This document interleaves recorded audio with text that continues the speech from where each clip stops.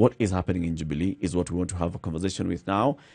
Raphael Tuju, the Secretary General of the party, joins us. Good morning, sir. Morning. Thank you very much for joining us this morning. Welcome to the Situation Room. Thank you for inviting me. Had you been in the studio, we'd have given you a seat here, and we call it the hot seat. We just warm it up a little bit for you, for your comfort. But now where you are, let's just say, call that a very beautiful hot seat. Well, thank you. If it was not because of the COVID protocols that we all have to consider, I would be delighted to be in the studio. Asante sana. Let's get straight to the latest developments within the Jubilee Party. The National Delegates Convention versus the National Executive Council versus the National Management Committee. The NMC, you reported the other day that NMC met and came up with a couple of resolutions. Just so that we don't quote you out of context, please tell us, what is it that the National Management Committee of the party decided? Well, in terms of what I stated recently, I think I was asked by one of the media houses, I think part of their group, as to the decision that has been communicated by the NMC last year in October, and I think I did have a press conference to that effect. And the NMC had then recommended to the NEC the recommendation that the position of the deputy president was no longer tenable, and the NEC should look at it. Unfortunately, the NEC has not met so far, but that particular position remains active. And the biggest challenge we have is that then we were talking about Jubilee Asili. Now we are talking about UDA. So for all intents and purposes, there's a group of leading politicians in the party who have decided to basically defy and move out of the party. For all intents and purposes. Technically can still be in the party, but the optics we have seen of late are obvious that they have moved on, and we should let them be able to move on.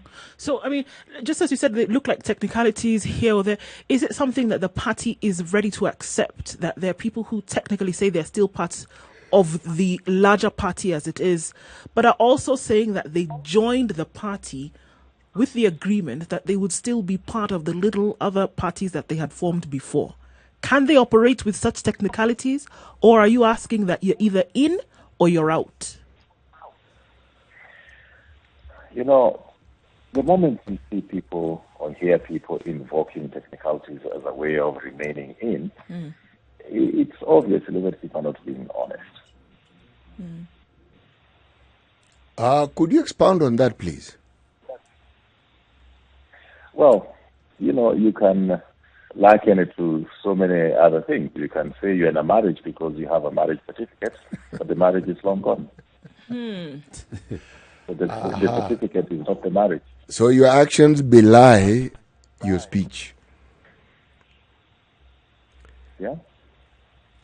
But Kenya has had a history of what we are dealing with now, with one exception, that we now have a situation that almost mirrors something we had at independence, where the president of the party also happened to be the president of the country, and the deputy president of the party also happened to be the vice president then. So what I want to ask Mheshimiwa is this: how do you actually distill and differentiate it? Are we talking about the deputy president? Are we talking about the deputy party leader? Let me explain why I'm asking this question. Because for many people, it's synonymous. If you say, you talk about the party and the position of the deputy party leader, the interpretation is you're talking about the deputy president. And how do you separate the two from a legal and from a constitutional position? Well, from a constitutional position is the deputy president of the country.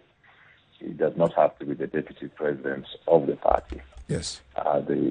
The Constitution is very clear that the deputy president is the deputy president, and they're sworn in as deputy president of the country.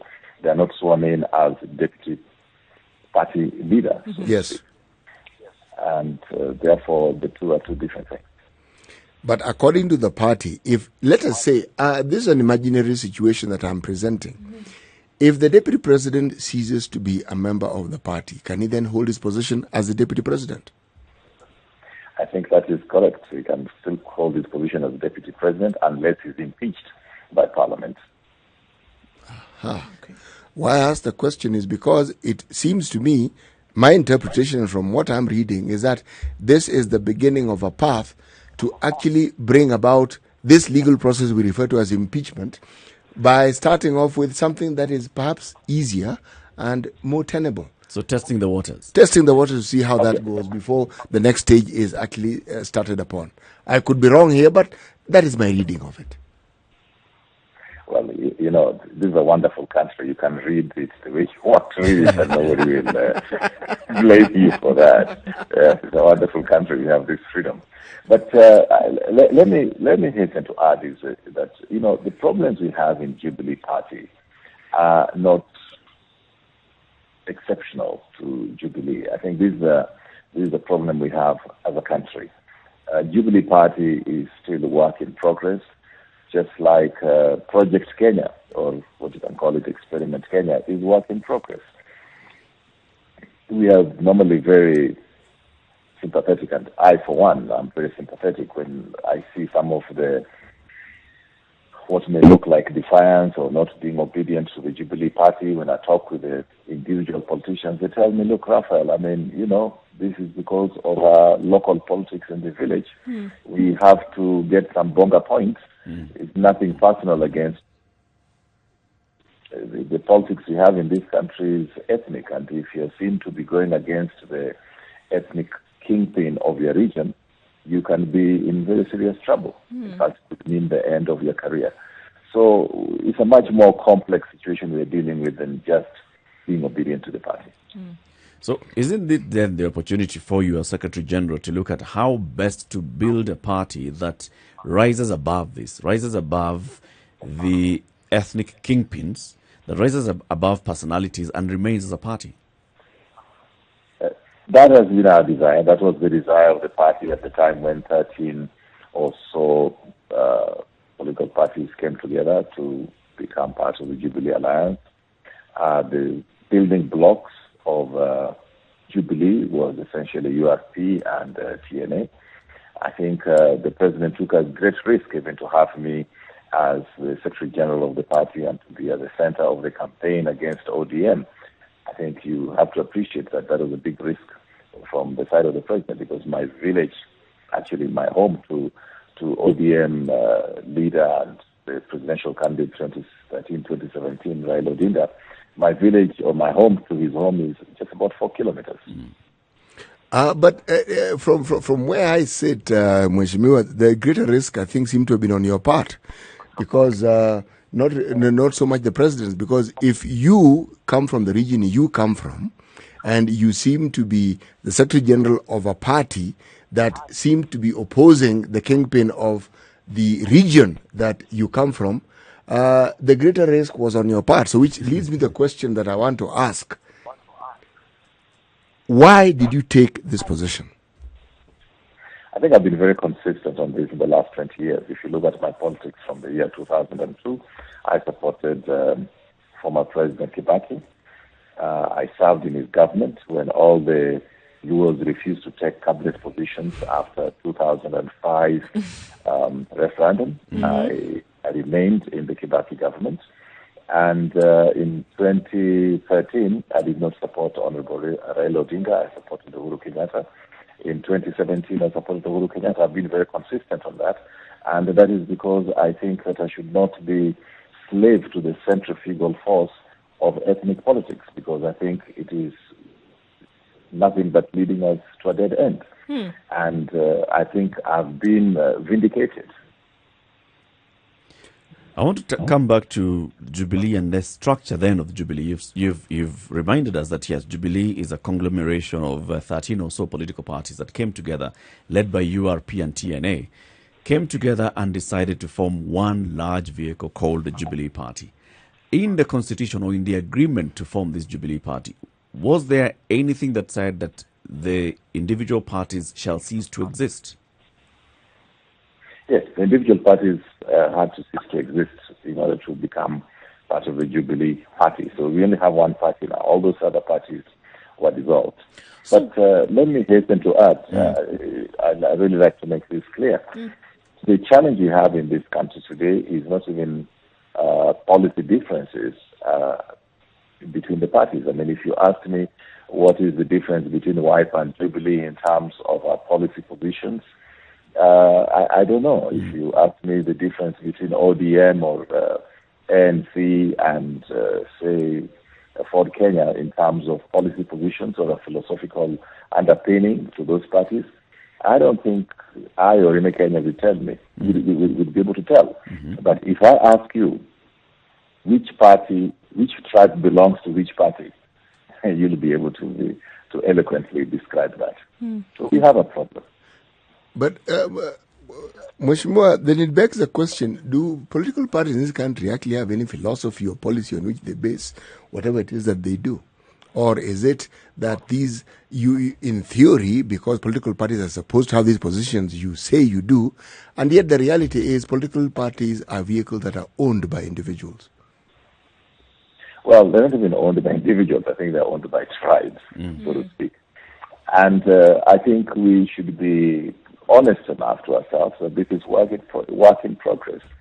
You know, from the comfort of your hot seat in the studio, you know, we can talk the way we are talking, but I would like to invite you to come to a place like Loruk in Turkana, or go to somewhere in West Pokot, or go to Mandera, for example. This is a very diverse country with very serious differences, you can call it. In fact, Kenya is the only country in Africa where all the four races of Africa converge.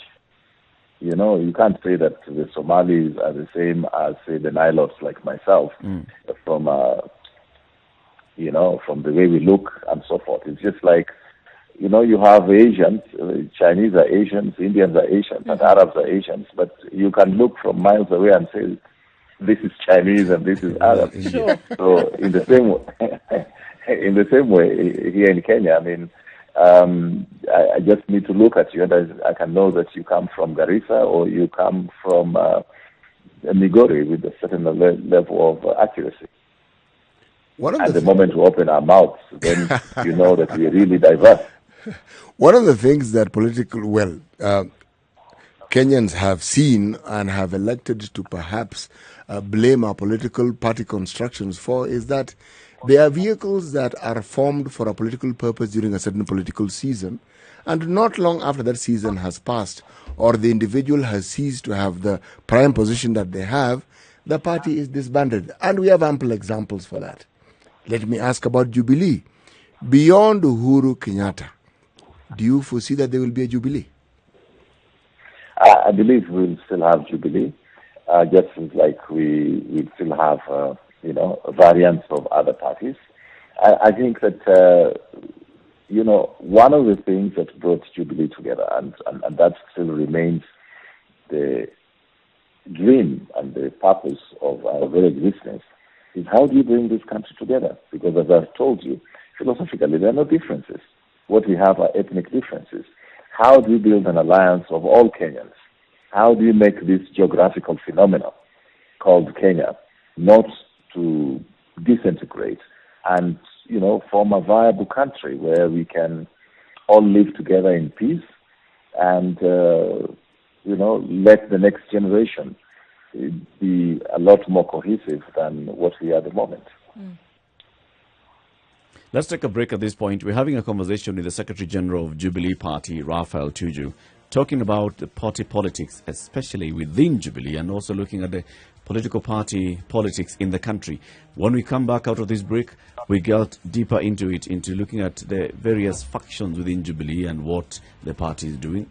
Raphael has actually just told us, something that we know is political parties in this country are tribal, ethnic based. They are basically owned by various communities. So if a certain community within Jubilee, for example, feels disenfranchised, then what happens to Jubilee? Does it cease to be Does it lose some owners of that Jubilee party? 24 minutes past 8 o'clock. This is Kenya's biggest conversation, The Situation Room. We're live on KTN Home, on Spice FM, and we're also live streaming on Spice FM KE, on YouTube, on Facebook and Twitter. Time for a break. Let's see what's happening in terms of weather around the country and traffic, especially in Nairobi. We'll be back shortly. Having a conversation about Jubilee Party, cohesion and discipline within the party, Secretary General Raphael Tuju joins us, and he's giving us insights into what's happening. So, Raphael, as I went to the break, as we took the break, I alluded to what I'd like to ask immediately out of the break. So we are seeing a lot of disciplinary issues taking place in Jubilee. The disciplinary committee has summoned some members. Now the National Management Committee last year had sat and it was talking about some members. And there's even a question that's being asked. Why is it that the only activity we see from Jubilee is when it comes to disciplining the so-called errant members? How about the Jubilee Party holding a meeting to discuss how best to strengthen the party? Well, I think it is important to understand where we're coming from. What are the complaints? I think the main complaint, probably what you can call the elephant in the room, is disagreement on the issue of the handshake and BDI. The truth of the matter is that there is a significant number of the party members who feel that the handshake kind of puts them at a disadvantage in the political competitive arena. Therefore, it's very difficult to reconcile that difference because on the other side, and this is the position that the president has taken, that the moment he was sworn in as the president of this country, his responsibility was to be the president of the whole country, not just those who voted for him, but those who did not vote for him as well. That is essentially what democracy is all about. But even more important is that 46% of the Kenyan population did not vote for this president. They voted for his opponent. Now, 46% is almost 50%. The country was split right in the middle. And, this is still work in progress in terms of building this country to become a viable, peaceful, united country. So the president could not afford to continue to allow this political polarization to be evident. And it was evident in terms of riots in the streets of Nairobi. It was evident in terms of a parallel swearing in of Prime Minister Raila as the people's president, quote unquote. And we were sliding into a very dangerous territory because there was a significant number of Kenyans who were contemplating and talking openly about secession. Right. We could not allow this country to fall apart just because Jubilee has to hold sway. Jubilee could hold sway because they won with a 54% margin of 54 against 46. But then, how can you say that to hell with that 46%, we're going to continue to to be dominant? So the president exercised a significant amount of statesmanship and reached out to his opponent, Raila Odinga. And there's no precedent of this kind of statesmanship in the history of Africa, except for Nelson Mandela when he reached out to Buthelezi in South Africa. Now, of course, the architecture of the win, the architecture which resulted in the win that we had in 2017 was the same as the same architecture which applied in 2013. Two significant communities, the Kikuyus and the Kalejins, come together. And as long as that architecture remains, then it can safely be said that in 2022, Jubilee will still prevail with that architecture. 2027, Jubilee will still prevail with that architecture. But where was that going to leave the rest of the country? So, the president decided, and I support him. Most of us in the party support him. He reached across the aisle so as to make this country viable, so as to embrace the rest of the country who did not vote for him, because that is what will result in sustainable viability of the project over Kenya. the years. Yes. It appears, though, Raphael, that the president, in his act of statesmanship, he forgot a crucial stakeholder, and that was his deputy president, who also took an oath of office, and his deputy party leader, with whom they were leading the party. And he did not bring him on board onto this handshake conversation. And that's where, like you said, the split started happening. Why did this take place? That is not true. And I think if you recall what the president did state at Bomas of Kenya at one of the last meetings, was that he actually involved the deputy president. The deputy president made his own nominations of the people who should serve in that committee, which went around the country. And the deputy president has never denied this. And let me tell you, a few of us, the president did allow a few of us to know that this conversation was going on. And if anybody was to feel aggrieved, people like myself, Raphael Tuju, who since 2005 were not seeing eye to eye with Prime Minister Raila Odinga, should be in the forefront of being very unhappy with that rapprochement between the president and Prime Minister Raila Odinga.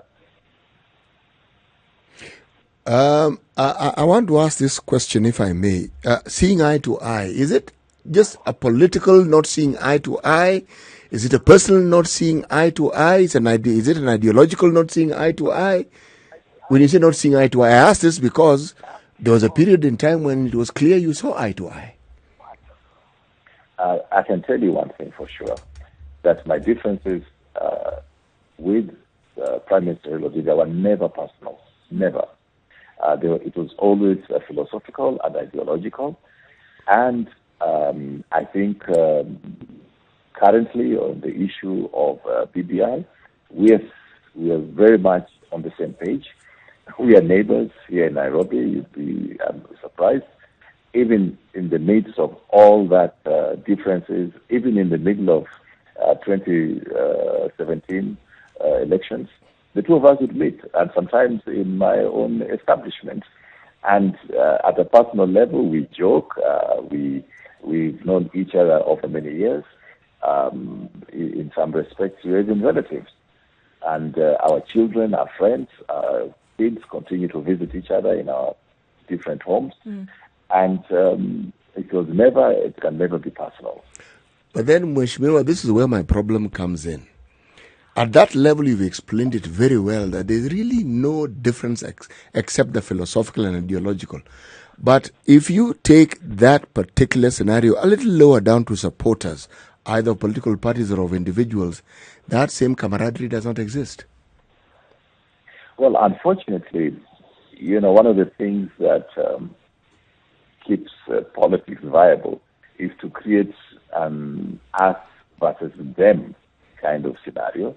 You see it in politics, you see it in football, you see it in all kinds of games people play, and politics is just another game. I know cases where fans of different football teams kill each other, and yet those teams sometimes swap players. Raphael, is there a difference between, or is there any kind of line then that's drawn from the handshake to the BBI and then 2022 politics? There's been talk that, the handshake was to unite the country, as you've said now. There was so much in terms of polarization that was going on at the time. When the handshake happened, it was absolutely necessary to stop Kenya from bursting into flames. And then we saw the BBI to right the historical wrongs, as we've seen, of political injustices and things like that. But then we also see 2022 politics coming along, and the linkages have been made. Are they separate incidences altogether, or should they all be tied in one to the other? Well, one of the things that you have to accept that the handshake and the BBI is disruptive. It redefines the political arena. It means, for example, one of the things that people love to refer to very often on this particular matter is the composition and the architecture of the executive. You'll have a president, a deputy president, and then a prime minister and deputies, and then you have the situation in which members of parliament can now serve or will now have to serve as some of them will serve as cabinet secretaries or ministers, so to speak. So the BPI and therefore the handshake is disruptive. But disruption is something that happens in every arena. I mean, I was talking the other day to my friends about the disruption in the motor industry. We are now going to have electric vehicles in the next 10 years. Yeah, it will be more electric vehicles. So if you are in the comfort zone of your diesel vehicles and petrol vehicles and your petrol stations and your petroleum industry, you're going to be disrupted quite significantly in the next 10 years. It's the same in the media industry. Now we're able to talk through Zoom, and the media industry itself has been completely changed in the last 10 years. The disruption caused by the social media vis-a-vis what we knew as the electronic media during the time when I used to be in the same industry. And you just have to be ready for this kind of disruptions and adjust. It takes a little bit of getting used to. It is difficult, and I can understand those of us in the political arena who had seen a situation in which they'll be able to prevail in the same way that things worked in 2013, 2017, that the same will apply in 2022, then all of a sudden you come up with a constitutional amendments which make that not possible. There's likely to be resistance. One of the things that people resist, which not people resist, but one of the things which surprised a lot of political players is, for example, the provision that all corruption cases, especially those that are in the level of, almost crimes against society, mega corruption, have got to be resolved in less than 2 years, from magistrate level all the way to Court of Appeal, all the way to the Supreme Court. Some of us had desired 1 year, but, the judiciary in their submission said that will not be possible. That changes there. And that's going to affect many of us in the political class, because as things stand right now, is that if you accuse Raphael Tuju of having done something which is corrupt, I can have it packed in the basement of the judiciary for the next 10 years. And when you bring me to court 10 years from now, people will be wondering, why are you bringing Tuju to court? Yeah. Mr. Tuju, I'm actually agreeing with you, and I like the analogies you've provided.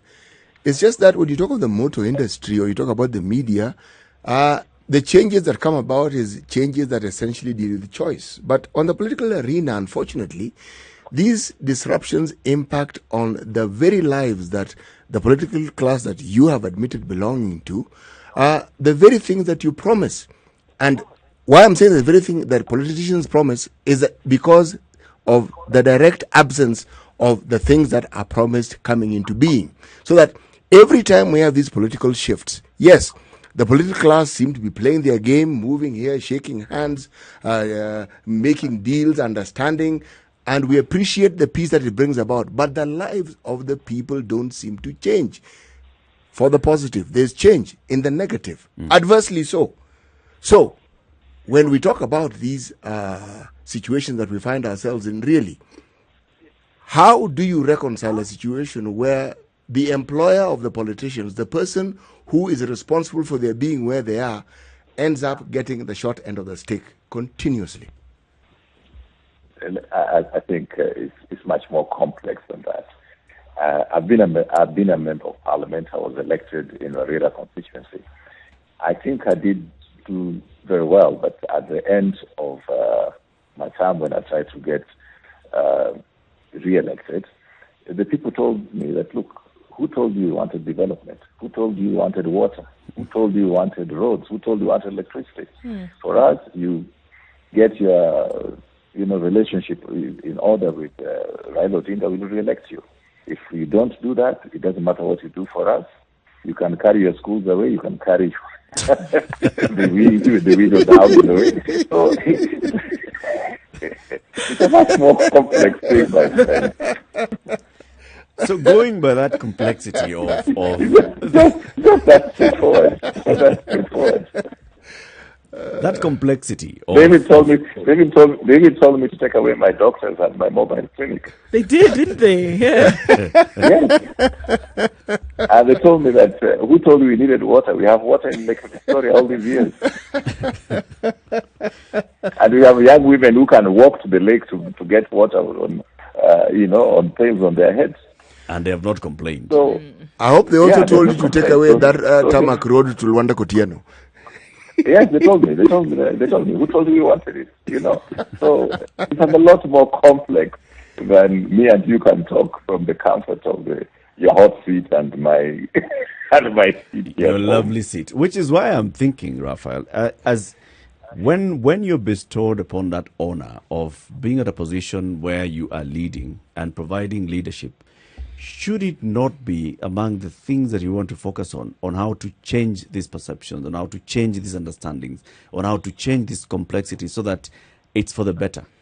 Because what I'm seeing now is basically political parties and leadership just advancing the same with the excuse of this is what people are saying, qua ground, even if you are to an attacker. But then if you say that we are now even going into a constitutional amendment that's going to ensure that we look at how tribes are going to feel represented at the top level, at the expense of everything else. Is that for the better, really? Let me put it this way, and I think I've painted only a negative picture. I want to give you some positive pictures. So, first of all, our politics is a reflection of our society, just like the media is a reflection of our society. I mean, quite a few times I get a little bit disappointed when media houses try to assign some Luo journalist to be the one to get in touch with me because they think that is the best way to And is their thinking somehow faulty, Mr. Tuju? Yeah, it is faulty, especially with respect to Raphael Tuju. Okay? Because, I'm in Jubilee, I'm not in ODM, for example. Right? But I'm just telling you that it's a reflection of our society.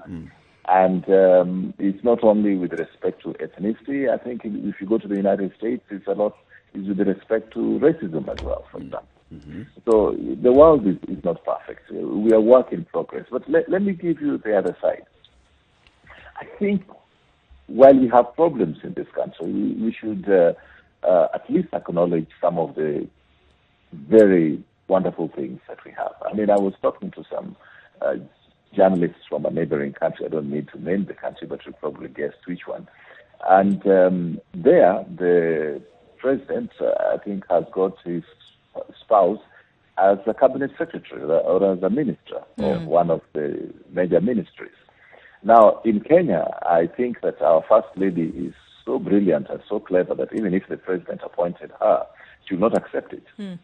The country has moved that far that certain things would not even happen. Now, we are obsessed with 2022, for example, 2022 politics at this particular moment in time.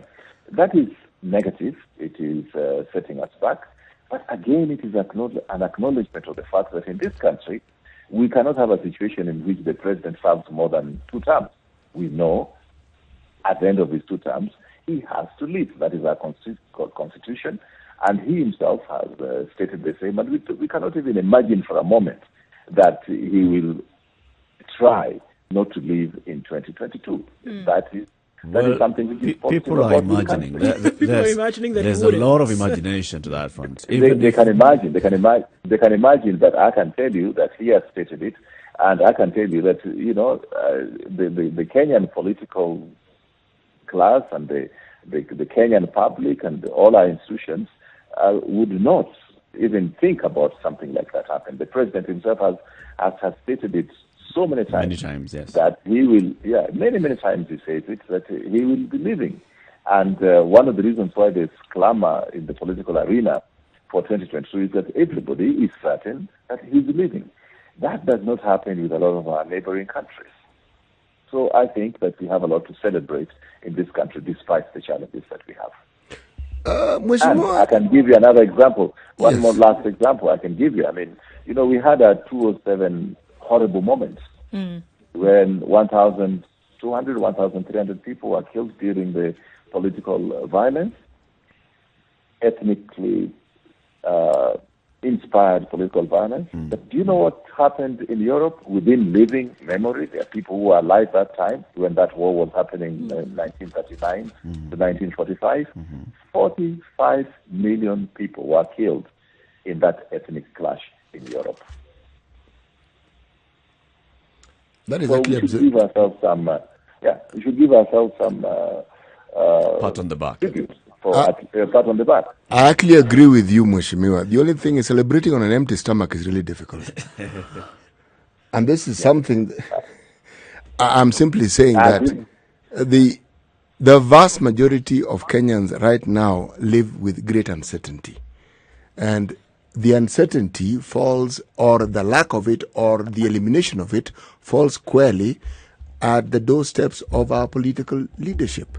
So long as this isn't addressed adequately, much as there are many things that are indeed positive and one should be grateful to the Almighty for, there are many things that could be set right that have not been set right. I agree with you 100%. And I think let us all take responsibility for this, not just the political class, because we elect these politicians. The ethnic politics that we are currently experiencing, all of us are guilty to a certain extent, including the media profession. I mean, those who the media promote most of the time, anytime you're talking about the big wigs in the political arena, you tend to classify them in terms of this person for this tribe and this person for that tribe. It is never what that person stands for example. So we are all collectively guilty about this. Then there are certain realities that we also must appreciate. I mean, this is a country where we had the highest rate of population increase in the whole world in the 1990s to the early part of the year 2000. And the chicken have come home to roost. We just didn't have equivalent levels of economic growth. So we are like 25 to 30 years behind schedule in terms of our economic growth, in terms of our infrastructure, and so forth. Then there are other, compounding factors. I mean, this is a country which is essentially, most of our country is semi-arid or arid. We are not like Uganda. Have you ever heard of hunger in Uganda? They have bananas growing everywhere in the wild. They have more water surface than land surface in some respects. In Kenya, we just have just about maybe two-thirds of the, not two-thirds, two-fifths of the country, which is productive. The rest is very, very marginal areas. When you're looking in terms of areas in the northeastern part of the country, in areas in the extreme north, like, Mr. Tuju, forgive me. These are facts that we know. I mean, you're a media person and you know, and I like the spin you've given this thing.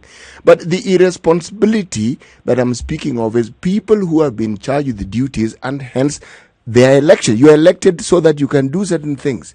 The decisions that the public service makes arises from policies that have been made in our parliament. I am simply saying that much as we are to blame, yes, the blame should start with the people we elect. But then once they've been elected, surely the gross neglect that the citizenry face, how do we blame them for the gross neglect? Are we saying they're neglecting themselves when they've already abrogated these functions to people who should actually carry them out?